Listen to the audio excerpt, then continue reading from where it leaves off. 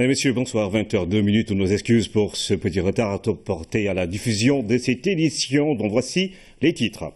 Le président Macky Sall annonce 260 milliards pour le désenclavement de l'île à Morphil et l'annulation de la TVA sur le cheptel importé et le lait local. Le chef de l'État a présidé ce jeudi la journée nationale de l'élevage à Ndioum, où il a été accueilli par une foule monstre et enthousiaste. Le Premier ministre lance la zone économique spéciale intégrée, 90 hectares destinés aux entreprises entre Diamniadio et Mour, en cargo village, en parc industriel. Des espaces de services y sont prévus et devraient créer 60 000 emplois. Emploi, jeunesse, construction citoyenne, le budget du dit ministère a été voté. Il a connu une hausse de plus de 5 milliards. 80% des 17 milliards qui sont alloués à ce département seront destinés à l'investissement et au financement des projets des jeunes. Et puis tourisme et transport aérien, l'aéroport international de Dias sera réceptionné dans un an, sur le ministre, qui révèle que plus d'1 million de touristes ont visité le Sénégal en 2015. C'est ce qu'on pourrait appeler la carte d'identité des produits, la notion d'origine. Qu'est-ce que cela veut-il dire dans le langage économique? Quels sont les enjeux dans l'espace UEMOA-CEDEAO et quels avantages offre-t-elle aux entreprises? Ce soir, dans la rubrique économie, coup d'œil sur les règles d'origine communautaire. Je vous le disais dans les titres, le président de la République a été accueilli par une forte mobilisation. Aujourd'hui à Ndioum pour la 3e édition de la journée de l'élevage. C'est tout le Fouta qui est sorti pour accueillir le président Macky Sall dans l'enthousiasme, ce qui traduit l'engagement des éleveurs et des populations du nord du Sénégal auprès du chef de l'État. Le reportage de Pabiram Biguenyaï. Ils ont attendu cet instant pendant une année. Les bergers peuls ont mis en veilleuse leur statut de nomades, quitté les pâturages le temps d'une célébration annuelle.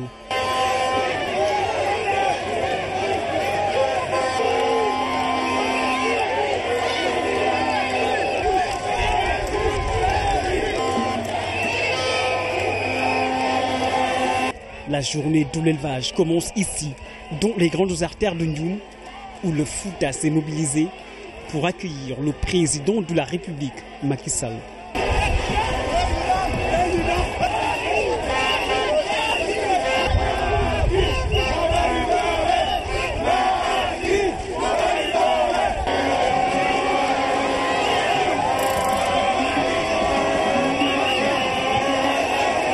Une foule diversifiée où se côtoient anonymes et militants, acquis à la cause du président Macky Sall.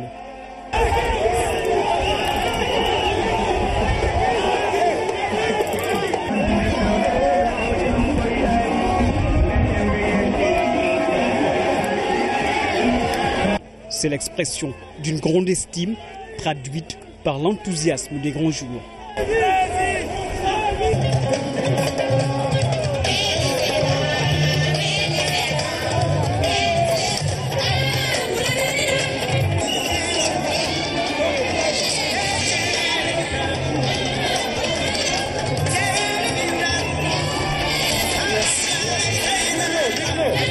Ce sont les débuts d'une journée marathon où l'éleveur est au centre des préoccupations du chef de l'État.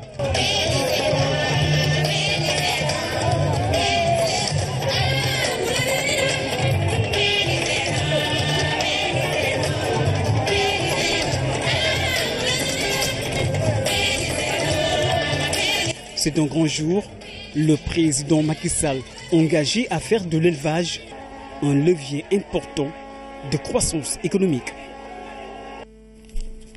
Et puis les éleveurs ont exposé les produits du sous-secteur, des stands que le chef de l'État a visités avec beaucoup d'intérêt. Toutes les filières ont été représentées à ce salon, de même que des structures étatiques qui accompagnent les éleveurs. Voici la synthèse d'Aboubakri Kane. Comme pour les années précédentes, les éleveurs ont voulu, à travers ce salon, exposer les produits du sous-secteur de l'élevage. Des stands que le président de la République a visités avec beaucoup d'intérêt, occasion pour le chef de l'État d'échanger directement avec les principaux acteurs. Nous avons aujourd'hui rendu effectif l'identification des équidés, des chevaux, avec les puces. On met dans l'oncle absolue du cheval et le lecteur qui permet de lire donc, le numéro d'identification. Le cheval est considéré aujourd'hui comme une industrie et le Sénégal l'a compris en héritant déjà d'un hara au Dara en 1948 et en construisant le hara national qui a comme principale mission l'amélioration génétique de la race chevaline. C'est mon emblème. Tout à fait. Ça, c'est 1% arabe. 1% arabe. Oui. Un tel cheval coûte combien? On peut dire 20 millions. 20? Oui. De la promotion des stratégies de développement des produits d'origine animale à la sécurisation du bétail et l'identification, aucun détail n'a pu échapper au président Macky Sall. Une oreille attentive pour recueillir l'avis des uns et des autres. Ça, c'est des vaches gestantes qui sont là aujourd'hui, qui ont en production autour de 20 litres de lait par jour. Ça, c'est des vaches... Girolando venant du Brésil. Ah, Girolando. Ouais. C'est une race très acclimatée à notre climat aujourd'hui et qui résiste très bien au climat que nous sommes. À moins de 30 litres par jour. 30? Ouais. À l'origine, c'est quoi? C'est des souches importées, quoi. Au char, ça, c'est le déboussant du Gouzeran. C'est le fait, c'est du Gouzeran. Ça, c'est 1975. Le viande de lait, quoi. Viande de lait. Mais ça, c'est viande et les autres, c'est de lait, quoi. Mais combien ils vont par litre? Ils ont fait par litre, ça fait 15 litres. 15 litres. Pour la filière lait local et la filière avicole, les préoccupations sont surtout relatives à un environnement réglementaire favorable et une compétitivité qui repose sur une bonne formation. Nous sommes des professionnels de l'agriculture et de l'élevage. Les mesures réglementaires sur le lait local pénalisent la filière locale par rapport à l'importation. On est taxé sur nos activités parallèles comme l'aliment de bétail, une taxe que les gens qui ne font pas de lait local n'auront pas. L'objectif, c'est vraiment de former au métier de l'agriculture. Et les différents métiers que nous avons identifiés, voilà, vous voyez. Et pour relever les défis d'un financement optimal pour l'émergence du sous-secteur de l'élevage, les services étatiques apportent une contribution significative. En moins de 2 ans d'activité, le FONGIP a permis de financer des projets jusqu'à hauteur de 29 milliards de francs CFA. Et dans le domaine particulier de l'élevage, qui aujourd'hui porte en tout cas tout l'intérêt de notre activité, on a pu financer des projets jusqu'à hauteur de 1 milliard de francs CFA. Et ce, sur toute la chaîne de valeur de l'activité d'élevage, de l'aviculture, de l'embouche bovine, de l'embouche porcine, jusqu'à même dans la charcuterie.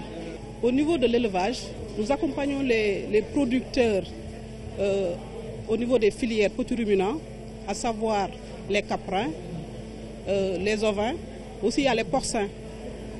Au niveau de l'aviculture villageoise, nous accompagnons aussi pour le renforcement des capacités surtout, pour que ces gens puissent avoir les bonnes pratiques qui font souvent défaut à nos producteurs. Les éleveurs présents à ce salon ont ainsi magnifié l'initiative et salué la disponibilité du chef de l'État. Les potentialités sont réelles et le sous-secteur de l'élevage apporte une plus-value considérable sur la voie de l'émergence, surtout en milieu rural. À l'occasion de cette journée, les éleveurs ont fait parvenir au chef de l'État les difficultés rencontrées dans ce sous-secteur. Une vingtaine d'orateurs qui ont mis l'accent sur les préoccupations qu'ils partagent, notamment les difficultés relatives au désenclavement, l'alimentation et le vol de bétail. Le point avec Aboubakri Kane.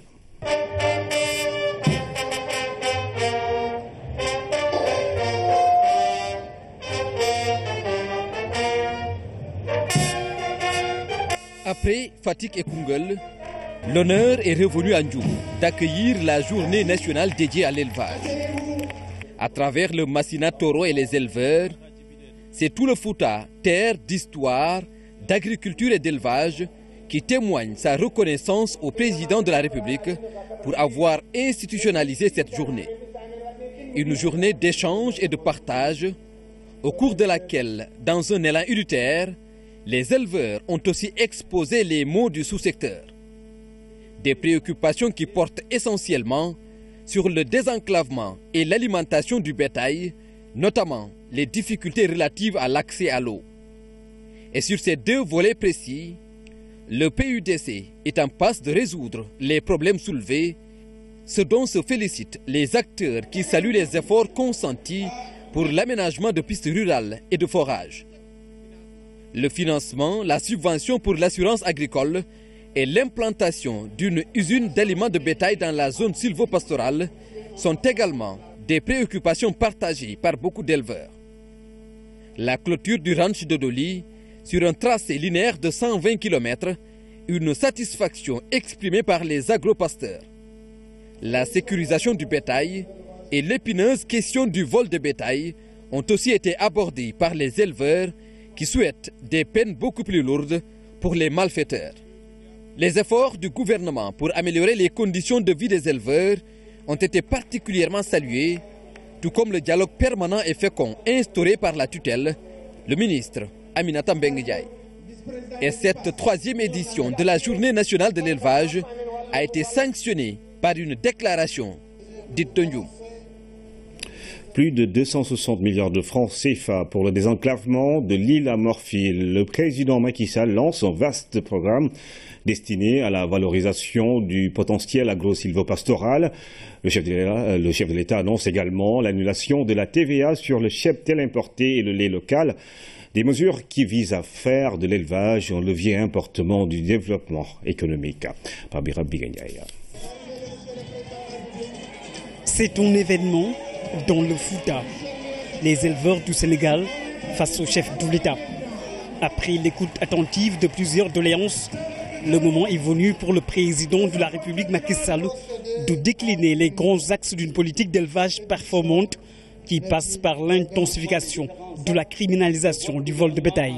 Des mesures avaient été prises pour modifier la loi, le code pénal, ainsi que le code de procédure pénale. Cela a été fait. Nous allons évaluer l'application de cette disposition et s'il faut revenir pour réviser la loi, nous le ferons sans délai pour qu'il n'y ait aucune possibilité de laisser des voleurs de bétail échapper et ne pas subir les peines que la loi prévoit dans le cadre de la criminalisation du vol de bétail. Sur cette terre historique du vénéré Cheikh Oumar Foutiyou Tall, le président Macky Sall lance la grande offensive de désenclavement de l'île à Morphil. C'est pour une valorisation optimale du potentiel agro-sylvo-pastoral. Plus de 400 km de pistes dans le Waalo et le Djeri, 1700 km de pare-feu, des travaux qui intègrent aussi l'axe Ndioum-Kaskas-Labgar. Que j'ai le plaisir de vous annoncer que je serai encore dans le département de Podor et de Matam, tout comme de Kanel et de Bakel, en début février ou courant janvier, avec le ministre des Infrastructures, pour lancer les travaux d'abord de Ndioum, Demet, Kaskas, Saldé, Pété. Bien sûr, il s'agit de partir de Podor et de toute l'île à Morphil. Le marché est déjà attribué.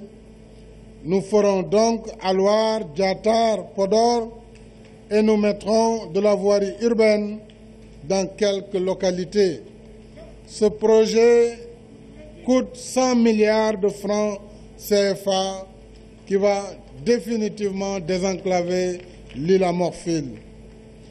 Je voudrais aussi vous dire le démarrage prochainement de la route Ndioum-Golléré, Ourossogui, Kanel, Bakel, avec de la voirie à Matam et à Bakel. Un marché de 160 milliards de francs CFA, soit pour ces deux grands axes, 260 milliards de nos francs CFA entièrement mobilisés au moment où je vous parle. Cette célébration de la journée de l'élevage s'est faite sous le signe de la mise en place de mécanismes de financement innovants pour le développement du sous-secteur de l'élevage. À ce niveau, un conseil interministériel se tiendra dans les tout prochains jours pour assurer la viabilité et la pérennité des systèmes de financement. Le président Macky Sall ne s'arrête pas là, puisqu'il annonce l'arrêt de la TVA sur le cheptel importé. Je voudrais dire que des mesures seront prises sans délai pour annuler les droits de douane sur l'entrée du cheptel sur pied. Je ne comprends pas d'ailleurs pourquoi et quelle est la logique de faire payer des droits de douane pour des bœufs qui nous viennent de la Mauritanie ou du Mali. Je ne comprends pas. Donc je donnerai les instructions au ministre de l'économie, des finances et du plan pour que cesse en tout cas une telle perception, puisque le matériel agricole et les intrants sont subventionnés et sont hors taxe. Pourquoi alors les éleveurs devraient payer de la TVA ou des droits de douane sur le cheptel qui rentre? Cela devrait être arrêté. Il en sera de même pour la question de la TVA sur le lait local. C'est dans cette zone agro-sylvopastorale que provient le tiers des effectifs de bovins et de petits ruminants du Sénégal. C'est la raison pour laquelle le budget du ministère de l'élevage va passer à plus de 22 milliards de francs CFA en 2017, et ce, contre 9 milliards en 2012. Autre symbole fort, un cheptel de 613 bovins destiné au financement de la caution du président Macky Sall en 2019 pour un triomphe retentissant.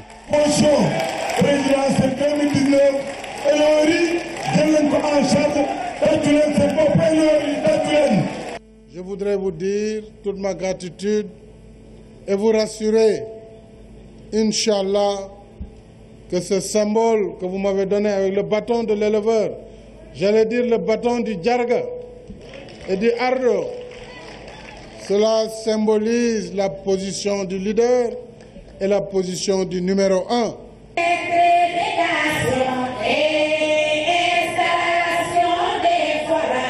Et pour finir en beauté, des éleveurs du Sénégal ont été distingués, honorés par le président Macky Sall pour services rendus à leur pays. Le tout dans une très forte ambiance marquée par la prestation de la grande voix du Fouta, Baba Mal.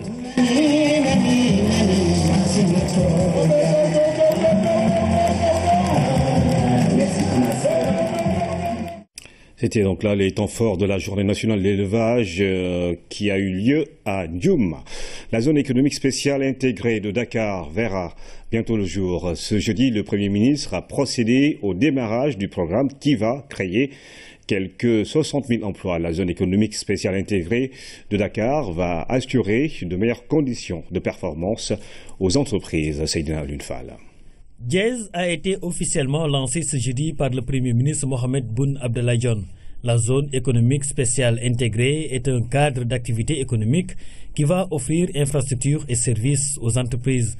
La zone économique spéciale intégrée, Jazz, va initialement s'étendre sur 90 hectares. Diamniadio, Yen, Dias, Mour, un axe fortement impliqué. Après un long processus de maturation, ce projet prend corps à compter de ce jour.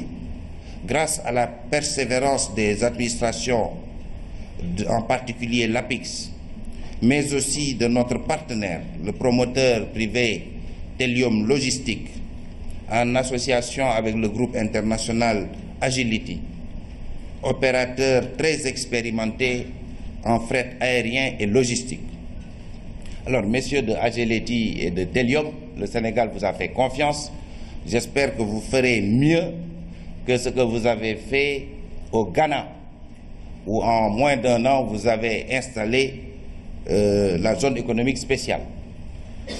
Ici, nous sommes en mode fast-track, donc en 10 mois, on espère pouvoir venir avec le chef de l'État inaugurer votre infrastructure.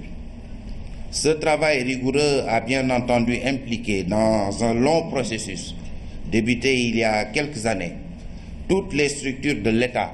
La Jazz, zone économique spéciale intégrée, comprendra un cargo village, un parc industriel, des espaces de services et des bureaux. 60 000 emplois seront créés grâce à ce programme. Donner du travail. Et c'est ce que ambitionne cet important projet, porteur à terme de 60 000 emplois pour notre jeunesse. Le lancement du projet donc de zone économique spéciale consacre notre entrée de plein pied dans le processus de mise en œuvre d'un des programmes économiques majeurs définie par son Excellence M. Macky Sall, président de la République du Sénégal. La zone économique spéciale intégrée émane de la volonté du chef de l'État de développer des infrastructures destinées à soutenir le plan Sénégal émergent. Dièse devrait être fonctionnel au dernier trimestre de l'année 2017. Et puis, 80% du budget du ministère de la Jeunesse, de l'Emploi et de la Construction citoyenne sera destiné à l'investissement avec une hausse de 5 milliards 842 millions. Plusieurs projets seront financés pour faire face au chômage. Fatou Sakho. Le projet de budget 2017 du ministère de la Jeunesse, de l'Emploi et de la Construction citoyenne a été arrêté à la somme de 17 milliards 51 888 000 francs CFA. Contre 11 milliards 209 millions environ, soit une hausse de 5 milliards 842 millions. 20% sont consacrés aux dépenses de fonctionnement et les 80% à l'investissement. Au cours de cette session budgétaire, les questions de l'emploi et de l'employabilité des jeunes ont occupé le centre des débats. En ce qui concerne l'emploi, mon collègue du travail a donné des chiffres. Je confirme les mêmes chiffres. Nous en étions à 234 960 l'année passée. Les tendances que nous avons tournent aux environs de 60 000 de plus pour cette année. L'employabilité des jeunes, pour le régler, il faut une stratégie qui le règle dans le long terme, dans le moyen terme et dans l'immédiat. Ce qui a été fait, c'est tripler les capacités depuis 2012. Nous en étions à 12 000. Aujourd'hui, nous en sommes à 36 000. Il y a eu l'installation des ISEP, des écoles de formation, la construction de 17 lycées techniques. Le financement de projets des jeunes, l'accessibilité et la nécessité d'augmenter les montants alloués à cette rubrique, malgré une dotation supplémentaire de 3 milliards de francs CFA, ont été largement évoqués. Comme les femmes, les jeunes ont besoin de financement parce qu'ils ont des projets très intéressants. Je collabore depuis 1 an avec l'ANPEJ, mais leur principale difficulté demeure les ressources financières. Nous souhaitons que ce genre de structure soit appuyé de manière conséquente. Je pense qu'il y a beaucoup d'organes qui sont dédiés exclusivement à soutenir le jeune entrepreneur. Tout à l'heure, j'ai eu à dire qu'il y a des milliers de jeunes qui sont diplômés, mais dans des filières saturées. À ces jeunes-là, nous ne demandons qu'à élaborer un projet. Nous ne demandons qu'à entreprendre. Nous ne le faisons pas parce que c'est dans le souci de régler le problème du chômage. Nous le faisons aussi parce que dans le long terme, ce sont les futurs entrepreneurs de ce pays. Par ailleurs, les domaines agricoles communautaires qui emploient chacun jusqu'à 10 000 jeunes ont particulièrement intéressé les 57 députés inscrits. Le PRODAC émane de la vision du président de la République. Réponse appropriée pour faire face au chômage. Tel que le PAPEJ l'a été, ça a été évalué l'année dernière. Des correctifs ont été apportés et ces correctifs-là nous ont permis aujourd'hui d'inaugurer 14 fermes durant les vacances citoyennes. Certes, actuellement, ces jeunes-là gagnent de l'argent. Certes, actuellement, ces jeunes-là ont des revenus. Mais je pense que l'honnêteté ne peut pas nous permettre de déclarer ça comme emploi si on n'a pas fini le processus.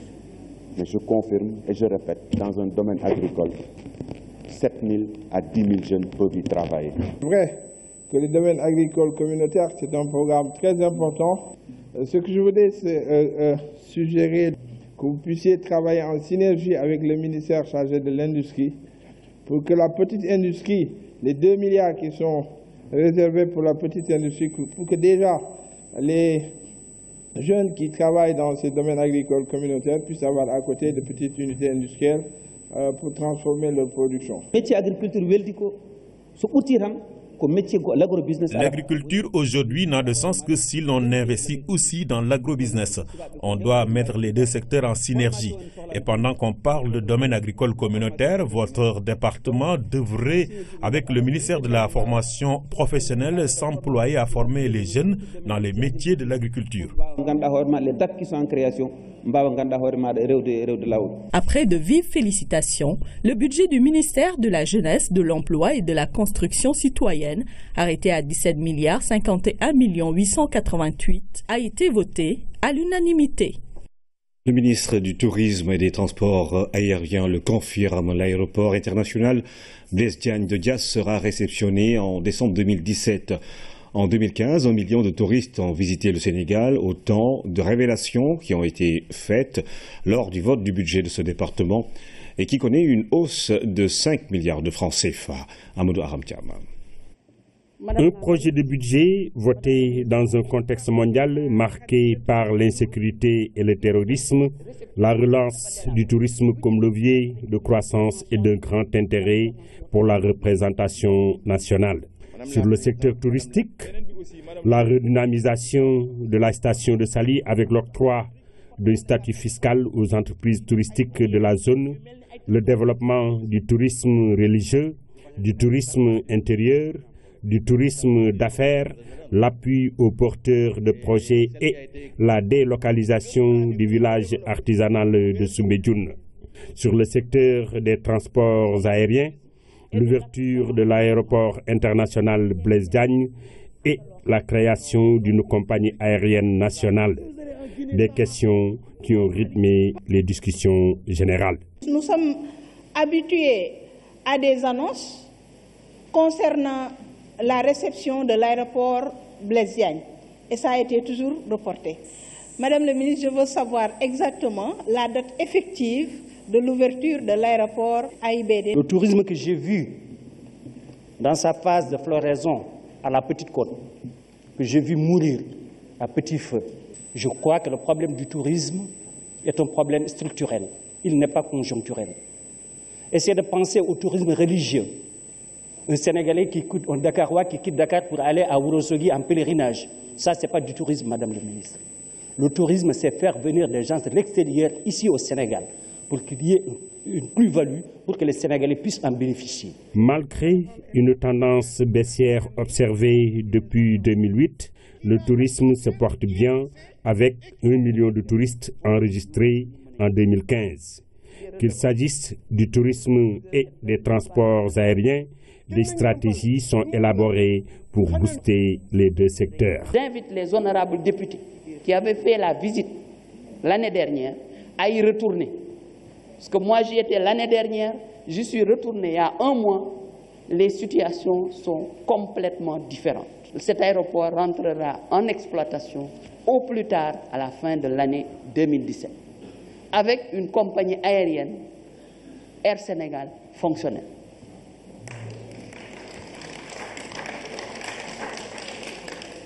Arrêté à la somme de 4 milliards 914 951 240 CFA, le budget du ministère du Tourisme et des Transports aériens est voté à la majorité absolue.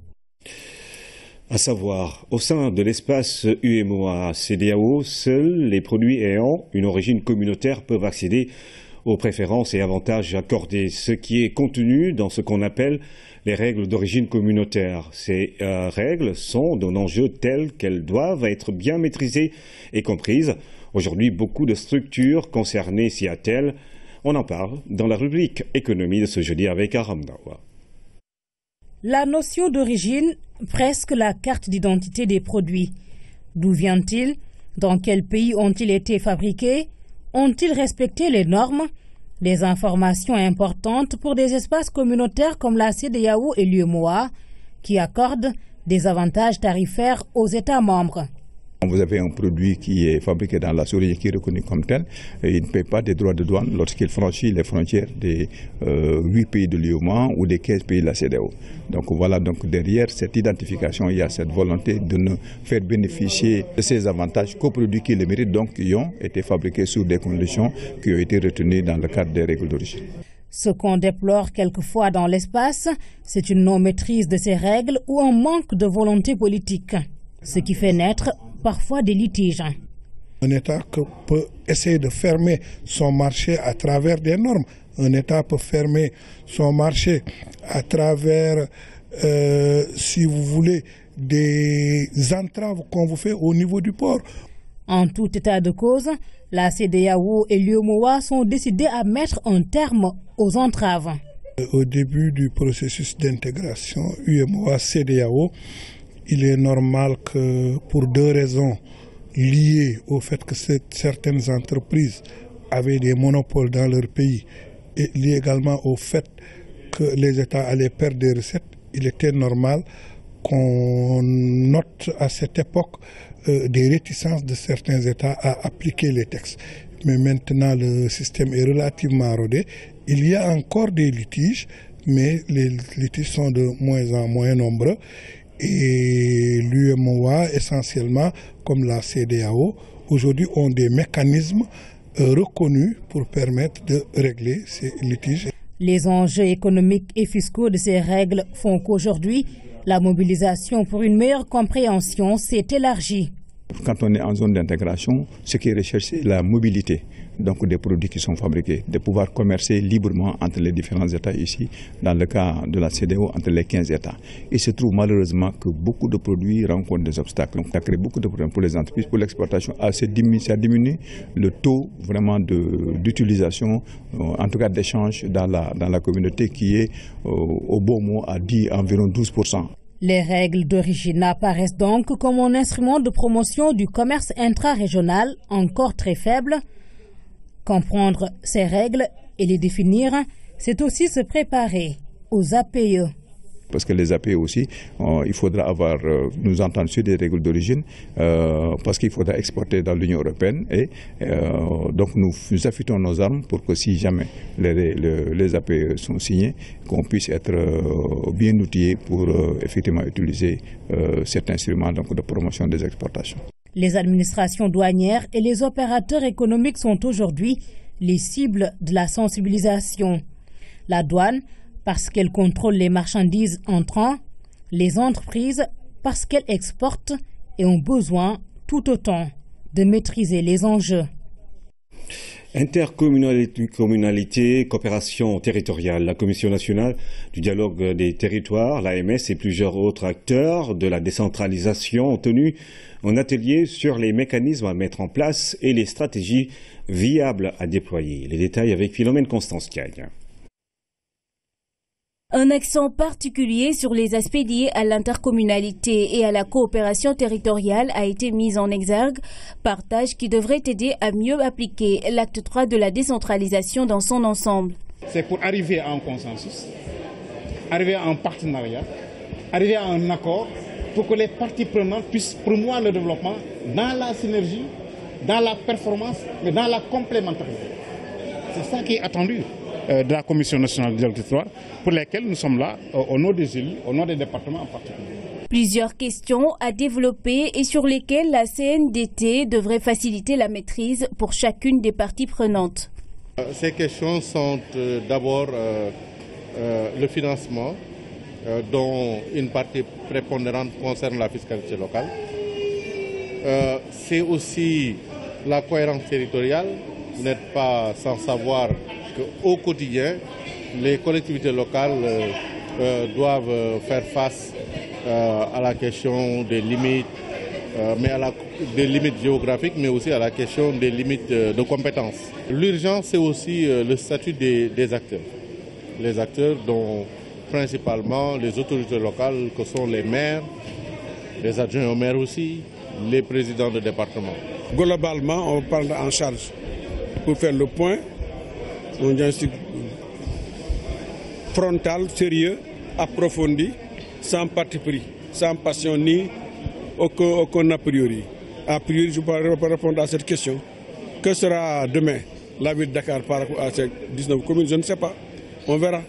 Ce dialogue engagé entre les acteurs de la territorialisation devrait permettre de trouver des cadres et mécanismes pour son institutionnalisation. La mise en place d'une plateforme de concertation est aussi envisagée. Des propriétaires de la Médina ont reçu ce matin leur titre foncier. Cela fait suite au processus de régularisation mené par la direction des impôts et domaines en relation avec l'Union européenne. Ils sont au total 121 ayant droit venus principalement du quartier de la Médina à recevoir leur titre foncier. Premier résultat d'une large opération de régularisation foncière conduite par le projet d'appui à la gestion foncière PAGEF dans les communes de Gueule-Tapée, Fass Colobane, Médina et Dakar Plateau. Nous avons mené cette opération dans le cadre déjà du devis programme numéro 1 qui a concerné à peu près 300 parcelles. Donc c'était une opération assez limitée, circonscrite. Et dans le cadre du devis programme numéro 2, nous allons également reconduire cette activité. C'est en cours d'ailleurs, mais cette fois-ci, c'est un peu plus de 4000 parcelles qui sont visées. Dans le processus d'amélioration de la gouvernance foncière, l'État du Sénégal n'est pas seul. Il est appuyé par l'Union européenne. En général, il faut dire que l'Union européenne est très attachée à la réforme foncière. On suit au niveau national toutes les réformes qui sont là, aussi sur le niveau de la réforme foncier urbain avec la CRNF, mais aussi urbain. Et là-bas, nous avons maintenant ce programme de plus que 4 milliards d'euros où l'Union européenne soutient les PAGEF. La transformation des titres provisoires en titres fonciers permet aux titulaires d'accéder à la pleine propriété et en toute quiétude. Mensualisation des pensions. L'IPRES et les retraités harmonisent leurs positions. Ils se sont entendus sur une nouvelle réforme qui vise à améliorer les conditions de vie de ces personnes du troisième âge. La rencontre a été présidée par le ministre du Travail, Mama Moussagnan. Cette rencontre qui a réuni tous les acteurs concernés, à savoir le ministère du Dialogue social, des organisations professionnelles et des relations avec des institutions, les associations de retraités du Sénégal, les membres du conseil d'administration de l'IPRES, le directeur général de l'IPRES, a permis d'évaluer les mesures d'accompagnement prises par l'institution pour aller vers la mensualisation des pensions de retraités. Première mesure, la revalorisation des pensions sera effective à partir de janvier 2017. C'est important parce que les pensions, par exemple, à titre d'exemple, en 2012, une pension qui était à 50 000. Mais cette pension sera à 73 205. Ça veut dire qu'entre 2012 et 2017, les 40% d'augmentation vont faire gagner pour quelqu'un qui avait une pension de 50 000, 23 205, parce qu'il va gagner 73 205. La rencontre a démontré qu'il est possible d'avoir de grandes réformes pourvu simplement qu'elles soient partagées, ce qui est enclenché par le conseil d'administration de l'IPRES avec les associations de retraités depuis le début de l'année 2016. Ceux qui veulent avoir leur pension tous les 2 mois, ils n'ont qu'à aller retirer leur pension tous les 2 mois. Que ce soit par la poste, que ce soit par les cartes, que ce soit par n'importe quel paiement, y compris par le virement, ils peuvent attendre 2 mois, ils auront leur pension bimestrielle. Mais les autres aussi, ceux qui veulent prendre leur pension par mois, vous pourrez prendre votre pension par mois. C'est cela qui est le sens important. Les retraités du Sénégal se sont félicités des initiatives prises par l'IPRES. Nous sommes en tout cas satisfaits de toutes les mesures qui ont été prises ce matin, vraiment concernant la mensualisation des pensions. Alors tout ceci a été expliqué lors de la dernière réunion du 29 septembre. Je pense que nous, à notre niveau, nous sommes totalement satisfaits vraiment des décisions qui sont prises. Une rencontre rendue possible grâce à une concertation étroite avec le président du conseil d'administration de l'IPRES, Mamadou Racine Sy, qui s'est engagé personnellement pour la bonne tenue de cette réunion. D'ailleurs, il a été félicité dans ce sens au nom du gouvernement et au nom des retraités. Direction Tivaouane pour retrouver Thierno Armadou Sy. Alors Thierno, quelle est l'ambiance qui prévaut dans la cité religieuse à quelques 3 jours du Gamou? Thierno, bonsoir.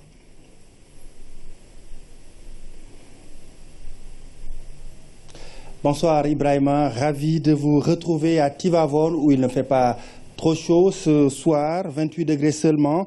Avec un vent qui souffle à 5 km/h, plus de 400 000 habitants. Vous le savez, Tivaouane, département s'étend sur 3121 km². Tivaouane, Ibrahima, une cité qui a connu de profondes mutations. La ville s'agrandit d'année en année avec une démographie galopante. Cherfal nous présente ici la ville qui a accueilli Seydi Hadj Malick Sy en 1902. Grand centre religieux depuis l'installation de Seydi El Hadji Malick Sy en 1902, Tivaouane est devenue la capitale de la confrérie Tidjane du Sénégal. Dans cette ville, on y commémore la naissance du prophète Mohammed, paix et salut sur lui, depuis cette date. Le Gamon, pour ainsi dire, instauré par Maodo, draine des centaines de milliers de pèlerins en provenance de toutes les régions du pays, de l'Afrique et de tous les continents. Ce rendez-vous annuel engendre également beaucoup d'activités génératrices de revenus. Ce flux place forcément la cité religieuse au cœur d'un bazar socio-économique où se côtoient toutes sortes de commerces et d'agro-business. Tivaouane, de par son triple statut de chef-lieu de département, de capitale religieuse et de ville carrefour, est aussi le territoire le plus vaste de la région de Thiès avec une superficie de 3221 km². En revanche, sa densité est la plus petite avec seulement 110 habitants au km². C'est aussi un département qui peine à se départir de la pauvreté malgré la présence d'importantes unités industrielles. À ces problématiques s'ajoute l'équation de sa population qui ne cesse d'augmenter. Celle-ci est passée de 3502 habitants en 2002 à 342 519 habitants en 2005. L'absence d'un plan directeur d'urbanisme et sa disparité spatiale ne facilitent pas son envol économique. En attendant les corrections prévues dans le plan d'urgence de modernisation et la réalisation du projet Tivaouane Ville du futur, ce vaste terroir du Cayor met à profit le flux du Gamon pour booster son économie et l'économie familiale. L'histoire de cet ancien royaume du Cayor reste certes marquée par le passé de héros de Damel comme Koti Barma Fall, Kali Diakhaté, Lat Dior Ngoné Latyr Diop, Samba Laobé Fall, entre autres. Mais c'est assurément le vécu et la spiritualité de Seydi Hadji Malick Sy qui ont justement rehaussé l'image de ce département qui compte dans son patrimoine 3 sites inscrits sur la liste des monuments historiques. Il s'agit du mausolée de Maodo, de la mosquée Serigne Babacar Sy et la gare ferroviaire. Cher Fall, c'est cette ville qui reçoit demain le président de la République Macky Sall. Un des temps forts de cette visite du chef de l'État, l'inauguration de la résidence des hôtes, un projet du deuxième volet de l'important programme du président Macky Sall, le programme de modernisation des cités religieuses, visite de la résidence avec Oumou Kalsoum Sall. Les dernières finitions avant l'arrivée du président Macky Sall à Tivaouane. La résidence des hôtes est une des nombreuses réalisations qui entrent dans le cadre du programme de modernisation de la cité religieuse. Le bâtiment est composé de 112 chambres, dont un salle d'eau dans chaque chambre et 6 salons. Du moins, excusez-moi, 5 salons et un bureau, plus une salle polyvalente, merci, au 3e étage, qu'on peut appeler une salle de réunion. Toutes les chambres sont meublées, comme vous l'avez vu, toutes les chambres sont meublées. Il y a un lit, il y a une table et la climatisation aussi. Tivaouane accueille chaque année des milliers de pèlerins. Cette résidence permettra à la famille Sy de loger les hôtes de marque qui viennent parfois d'autres pays pour assister au Gamou. Les travaux qui ont duré 11 mois ont mobilisé des centaines d'ouvriers. Ce chantier-là a vraiment créé beaucoup d'emplois parce qu'on a enregistré plus de 800 employés ici. La plupart aussi sont de Tivaouane. Ça c'est important parce que quand on vient se planter dans une ville pour construire un chantier comme ça, il va falloir privilégier les gens qui habitent ici. Ce vendredi, le chef de l'État est attendu à Tivaouane. Il procédera à l'inauguration de cette résidence qui vient s'ajouter aux nombreuses infrastructures qui ont fini de changer le visage de la ville de Maodo. Cette résidence qui est ici au niveau du complexe multifonctionnel de Tivaouane, où nous recevons d'ailleurs Serigne Cheikh Ahmed Tidiane Sy, Ibn Serigne Abdoulaziz Sy Al Amine. Il est membre de la cellule communication du Maouloud. Nous vous souhaitons la bienvenue, Serigne Cheikh Ahmed Tidiane Sy. Cet après-midi, le porte-parole de la famille de Seydi Hadji Malick Sy s'est adressé aux populations de Tivaouane par rapport à la visite du chef de l'État demain. Qu'est-ce qu'il a dit exactement? Merci de revenir sur les préparatifs du Maouloud et particulièrement sur la visite du chef de l'État qui aura lieu demain à partir de 11h. Le Cheikh Abdoulaziz Sy Al Amine a, par sa voix, appelé les Sénégalais, appelé les musulmans, appelé la population de Tivaouane à venir accueillir massivement le président de la République, qui est l'hôte de la ville sainte durant ce Maouloud édition 2016. Il a dit ces mots par sa voix, mais c'est les mots du Cheikh Ahmed Tidiane Sy Al Maktoum, khalife général des Tidjanes, qui a donné son onction à recevoir le président de la République, qui est l'hôte de la ville de Tivaouane pour cette édition 2016. Alors, édition 2016 du Maouloud El Nabi, qu'est-ce qui a changé? Qu'est-ce qu'on a comme innovation? Vous avez peut-être vu depuis quelques années que le Maouloud est l'occasion pour le chef de l'État d'inaugurer un certain nombre d'infrastructures. Infrastructures qui avaient été initiées, c'est vrai, par les autorités religieuses de la ville, mais de par, en tout cas, son engagement à satisfaire les besoins des populations sénégalaises. Comme vous le savez, la religion représente une grande partie de la vie des Sénégalais. Le chef de l'État, donc, compte tenu des besoins de ces villes religieuses, a tenu à mettre en place un programme de modernisation de ces villes. Et c'est par rapport à cela qu'il a eu à, depuis l'année dernière, construire des infrastructures pour accueillir les événements, donc avec une salle de conférence d'abord qui a été construite, 2 salles de conférence, un auditorium de 600 places plus une grande salle de conférence de 3000 places, avec une maison des hôtes constituée de suites présidentielles.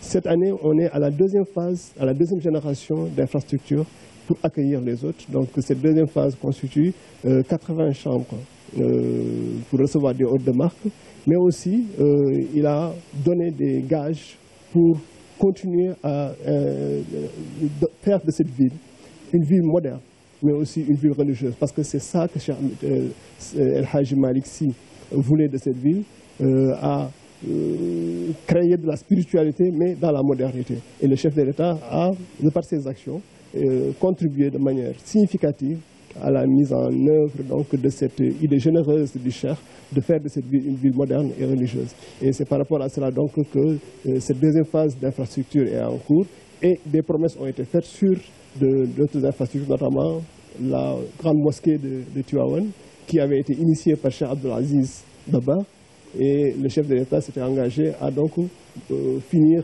la construction de cette grande mosquée.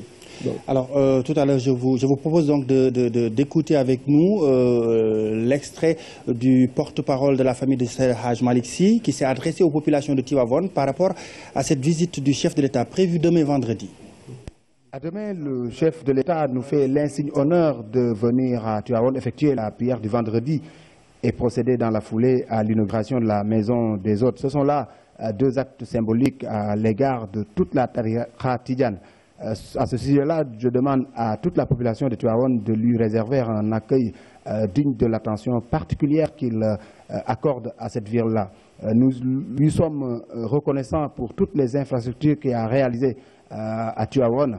L'année dernière, en pareille circonstance, il avait inauguré, rappelez-vous, le complexe El Hadji Malick Sy. Il avait promis dans la foulée de réaliser la résidence des hôtes. Ces choses faites, cette resplendide demeure qu'il a bien voulu construire dans cette cité fait la fierté de toute la tariqa tidjane aujourd'hui. Et je voudrais, à la veille de son arrivée dans cette ville, lui rendre hommage et lui dire combien nous sommes fiers de lui. Et je demande encore une fois à toute la population de Tivaouane de venir l'accueillir demain à la hauteur de son rang. Serigne Abdul Aziz Sy El Amin, une traduction de Ousmane Ngari Faye.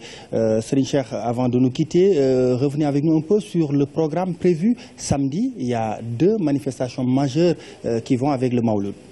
Effectivement, le Maouloud aujourd'hui est aussi l'occasion de tenir des événements culturels. Et c'est le cas donc du symposium qui est devenu une tradition depuis quelques années. Un symposium qui est un peu un cadre où l'intelligentsia sénégalaise se réunit pour discuter d'un thème d'actualité. Et cette année, le thème qui a été retenu est éthique et citoyenneté, exigence d'un développement global et durable. Donc qui verra la participation d'éminents spécialistes de divers domaines, des sociologues, des politologues, des économistes, qui viendront débattre de l'éthique et de la citoyenneté. À la suite de cette manifestation, dans la soirée, il y aura un spectacle son et lumière qui est aussi devenu une tradition. dans le déroulement des événements du Mawlud. Donc un spectacle son et lumière qui sera tenu de main de maître par le metteur en scène Jean-Pierre Leurs et qui verra la participation de divers groupes traditionnels en fait, de chants religieux, Tidjane et d'autres confrères. Je vous remercie, Serigne Cheikh Ahmed Tidiane Sy. Je rappelle que vous êtes membre de la cellule communication du Mawlud. Vous êtes aussi membre du comité scientifique du Mawlud. La police appelle au respect des normes pour un bon déroulement du Mawlud. Le préfet du département a pris quelques arrêtés pour désencombrer la cité religieuse. Voici Hamadi Baldé, le commissaire de la police centrale de Tivaouane, que nous écoutons. Différents arrêtés ont été pris. Nous appelons également les uns et les autres à pouvoir les respecter. Il y a une interdiction formelle de la circulation de Jakarta du 8 au 15 et de tout autre engin à deux roues. Le troisième arrêté pris par le préfet du département à l'occasion du Gamou annuel de Tivaouane édition 2016, il est formellement interdit du dimanche 4 décembre 2016 au jeudi 15 décembre 2016 dans le périmètre abritant les mosquées et mausolées de Tivaouane l'utilisation d'appareils de sonorisation, mégaphone, magnétophone, chaîne à musique, haut-parleur et tout autre appareil de diffusion sonore. Hamadi Baldé, commissaire de la police centrale de Tivaouane. À présent, je vous propose de faire un tour avec nous dans le Ndiambour sur les traces des Mouhadam qui ont toute leur vie durant participé à la propagation de l'islam. Ils étaient engagés donc au service de l'islam. Connaissance avec Serigne Mor Aminata Sy et El Hadj Malick Sarr Chafal. Sur une piste sinueuse, Keur Bassine nous ouvre enfin ses portes. La grande mosquée de ce gros faubourg, construite sur l'empreinte de Maodo Malick Sy, nous annonce l'une des 5 prières quotidiennes. Ici, tout est l'orthodoxie et l'école de Maodo. yàlla dogalee loolu mu demit la mu doon seet yàlla boole ko moom mu gis ko moom dafa laq ak magel fa la laq leneen feneen def Seydi Hadji Malick muy njiitam def Seydi Hadji Malick di kilifaam def Seydi Hadji Malick muy sëriñam ci diggante ndigal ak tere topp ko. C'est ainsi que Serigne Mor Aminata Sy s'installa à Keur Bassine de 1885 à sa disparition. Son khalife, Serigne Lamine Sy, raconte les liens étroits entre son grand-père et Seydi Hadj Malick Sy. Dans ce mausolée où repose le Mouhaddam de Maodo, tout est bien aux soins. Alors que Keur Bassine et les petits-fils du Mouhaddam de Maodo nous referment leurs portes, une autre nous ouvre le dessin de Malick. Ici, dans cette maison d'El Hadj Malick Sarr, premier talibé et Mouhaddam de Seydi Hadj Malick Sy, le Dara, dirigé par Aïda Sarr, sa fille, édifie les visiteurs sur la dévotion de Malick Sarr qui, très tôt, comme son compagnon de toujours, a maîtrisé le Saint-Coran. Entre lui et Maodo, ce fut une relation au service exclusif de Dieu basée sur la confiance. Ils se sont rencontrés dans la quête du savoir, donc dans un dara. Et ils se sont côtoyés, chacun essayait de tester l'un sur ses connaissances. El Hadj Malick Sy a vu que Dieu a fait, ou bien a donné à Seydi Malick Sy quelque chose dont il ne peut pas, par exemple, qu'il n'a pas. C'est pourquoi il a tourné toute son attention pour être son talibé. Et on dit même que c'est lui qui est son premier talibé. Loin du hasard, c'est le chemin commun tracé de ces érudits qui illuminent les foyers religieux qu'ils ont fondés. Nayobe, Boudi, Keur Bassine et autres. L'exemple à modèle de repère suffit pour comprendre comment Maodo s'est appuyé sur le Mouhaddam pour élargir sa mission de vulgarisation de l'islam jusque dans les coins les plus reculés du pays. Ibrahim Diédhiou, c'était tout pour ce soir. Rendez-vous demain. Je vous rappelle que le chef de l'État, le président de la République, Macky Sall, sera dans la cité religieuse Tivaouane pour la prière du vendredi, mais aussi pour l'inauguration du deuxième volet de la modernisation de Tivaouane avec cette résidence qui fait plus de 70 chambres. Rendez-vous donc demain matin. À vous, Ibrahim. Merci Thierno Ahmadoussi, merci également à tous nos confrères et consoeurs qui sont sur place à Tivaouane pour nous faire vivre les temps forts du Gamou 2016. Nous parlons de la journée internationale du volontariat d'Eni Biram Ndao à quelques kilomètres de Bambilor. Tous les volontaires se sont retrouvés pour célébrer cette journée placée sous le signe de la protection de l'enfance.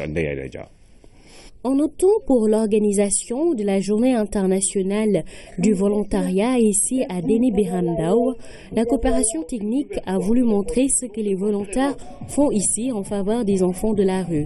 Ce village pilote les accueille pour faciliter leur prochaine réinsertion socio-professionnelle. On ne pourrait pas avoir le niveau de prise en charge des enfants que l'on a ici si on n'avait pas tous les volontariats. Les volontaires sont venus du monde entier pour mettre leur pierre à l'édifice. Mais pas seulement, ils sont également issus du Sénégal. Il y a énormément de solidarité ici au Sénégal.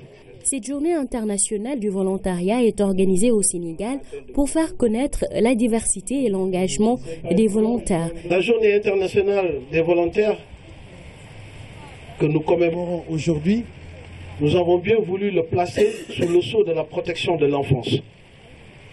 Et cela nous a amené ce matin avec des experts du milieu à nous replonger sur la grande problématique pour finalement aboutir à la conclusion que tous les volontaires du Sénégal, et j'entends par volontaires du Sénégal, ceux d'ici et ceux d'ailleurs, que nous tous nous devions nous mobiliser pour protéger ces êtres qui nous sont très chers et qui demain devraient être l'avenir de la nation.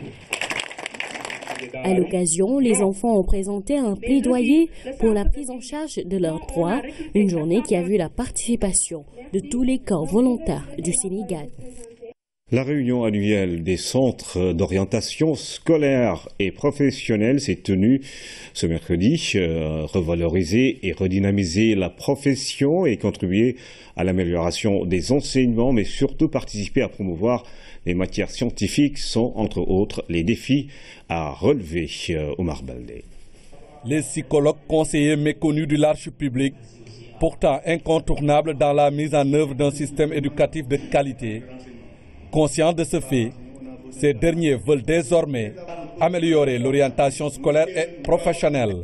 C'est principalement comment arrimer maintenant les activités des centres académiques de l'orientation par rapport aux préoccupations du ministère de l'Éducation.